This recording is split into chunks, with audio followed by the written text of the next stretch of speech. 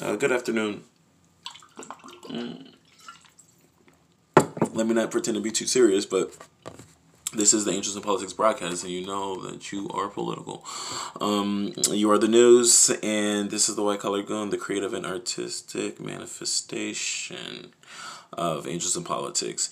I'm glad that you are here with me because I want to hone in very quickly and succinctly on the topic of individuality or individualism, right? So these are honing in or fully embracing your particularisms, like things that make you unique, your idiosyncrasies, and we all have them. Some people may call them quirks, not call them quirks, but call them quirks, and those are good things. Like those are good things when you have them. Nuances, those are good things. Embrace those. People will speak to you about them, but those are going to be the same exact unique qualities that they're going to remember when you become who you become. Okay, so you have to already have your dreams, have your goals, have your expectations. That's another word for it. Set extremely high, extraordinarily high, because when you have that, that means your expectations for accomplishment and achievement are going to be equally as high. So your mind, your body, your soul will all align, and that's when you triangulate and utilize what God has given you in everyday life to, right, like just receive and fully act accordingly, and get in alignment with your goals. All right, so that's the system of sequence. That's the system of synthesis, right? But some people might say, what is important?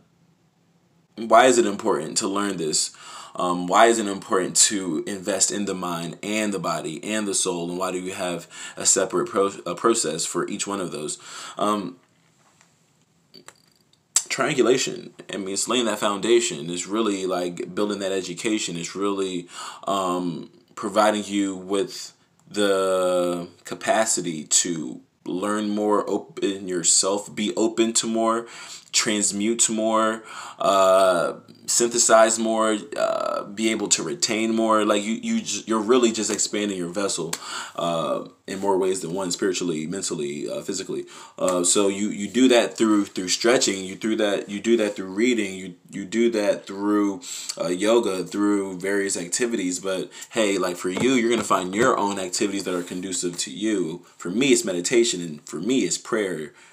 For me, it's reading and being radically transparent and radically open and embracing nuances, quirks, the things that make you different, the things that are innate to you, the things that are like, oh my gosh, that's like secondhand to you, because what that is going to be drastically different than somebody else. And I'm saying you should work or converse or triangulate with them, because some of those people who are polar opposites of you have gifts and skills that coexist with yours, the balance with yours. And what I've been learning about my lifestyle and my own personal journey is finding that equanimity, finding that balance, finding your higher self and merging that with your lower self, finding that you that you like to see, and then that goon for me, or that dark energy, and really it's your shadow. Take your shadow, mold into it, have your spine and align it with your heart.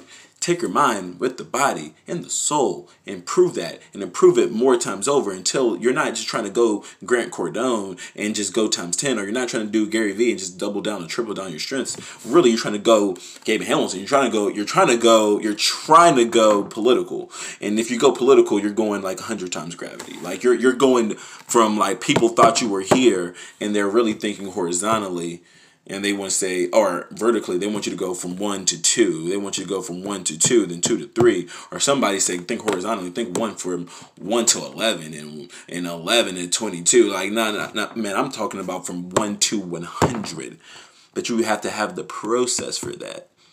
You have to have the system for that. And that is an all-encompassing endeavor.